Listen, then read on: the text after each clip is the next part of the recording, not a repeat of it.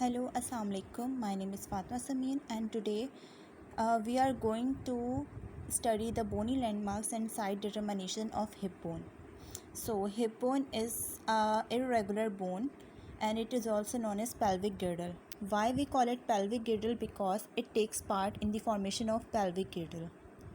So, hip bone is made up of three bones. This is the ilium, this is the pubic, and this is ischium. Actually, these three bones combine or attach together by the point in acetabulum cavity. These three bones are combined with a Y shape in acetabulum, and the point where these three bones are joined is known as synostosis.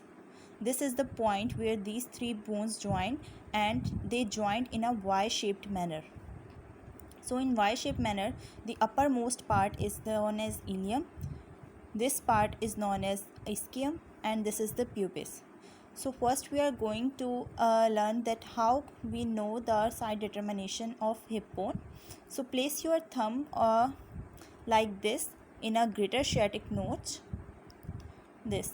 Remember that pubic symphysis, this part is always lies medially, and ilium lies superiorly, and the ischium part lies posteriorly like this. We can hold a hip bone like this. So here the another hip bone joined by this pubic tubercle or pubic tuberosity. We will discuss it later. So this is the right hip bone. Okay, and it has two surfaces. Medial surface, this is the medial surface where the pubis lies, or pubic tubercle or ASIS, they lies in a same plane or same line. And so this is the medial surface, and this is the lateral surface. We can judge a medial surface by a pubic tubercle or ASIS spine, and we can judge a lateral surface by a acetabulum cavity where three bones meet. So the side determination, so we can hold a hip bone like this. So now comes to the ilium. This is the spine of the ilium. We can say it a iliac crest. Why we call it a iliac crest and not a border? The question arises that this is also known as the border of ilium, but not. We call it a iliac crest. Why? Because it has a sharp linear elevation, and when there is a sharp linear elevation, we call it a crest, not a border. So this is iliac crest, and there is a tubercle present in it, which is known as iliac tubercle. After this, this whole part is known as iliac fossa, which gives attachment to the iliacus muscle, and this is the roughened tuberosity known as the iliac tuberosity. Below this tuberosity, there is a articular surface present which forms the sacroiliac joint, which attaches to the sacrum and forms the sacroiliac joint. And you can see that this part or articular surface is ear-like, so we can say it also a auricular surface. This is the auricular surface, and it attaches with sacrum and forms the sacroiliac joint. Okay, this is the anterior superior iliac spine, and this is anterior inferior iliac spine.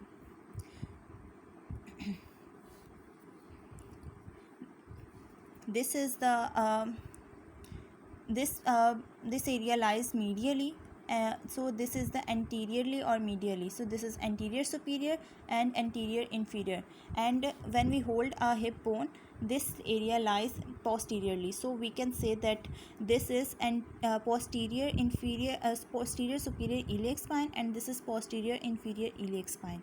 Okay, and at its lateral sides, or we can hold like this, and its lateral side, this is also there is also a fossa present, which is known as a gluteal fossa, where the gluteus muscle attached, and this is the greater sciatic notch. This is This is the greater sciatic node, and this is ischium is spine of ischium, and this is lesser sciatic node. There is a line present between the tuberosity or auricular surface and the pubic tubercle. This line is known as the arcuate line. After this, we are going to talk about the pubis bone. So this is the pubis. It has a body and two ramus. This is the superior ramus of pubis, and this is the inferior ramus of pubis. This is the body of pubis, and we see the tubercle present. This is the pubic tubercle and the articular surface, which is known as the pubic tuberosity.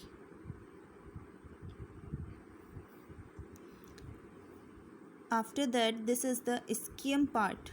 Ischium has only one ramus, inferior ramus, and a body, spine, ischium spine, and a ischial tuberosity. Very important point that ischial tuberosity is a part which is in contact with the floor or a surface while sitting. So comes to the lateral part. This is the ischial tuberosity. We have discussed acetabulum. This is the crest of acetabulum, and acetabulum has two parts. This is the lunate part. Why we call it a lunate part? Because it shapes like a lunate or moon, and the most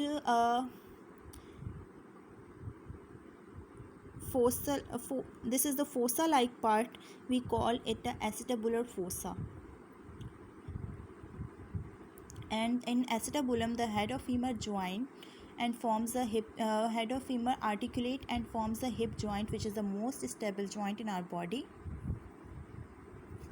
After this, there is a foramen present, which is known as obturator foramen, and the sharpest part between this is known as obturator crest.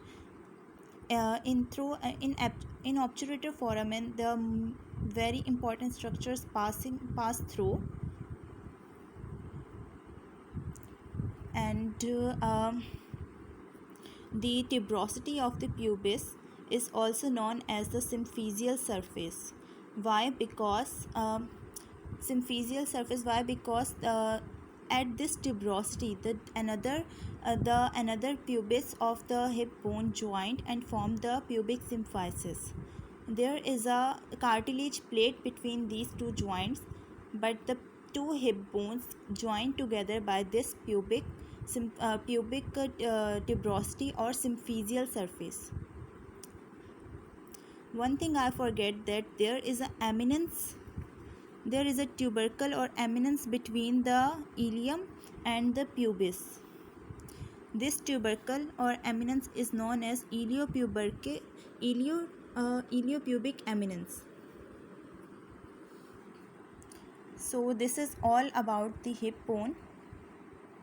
Thank you so much.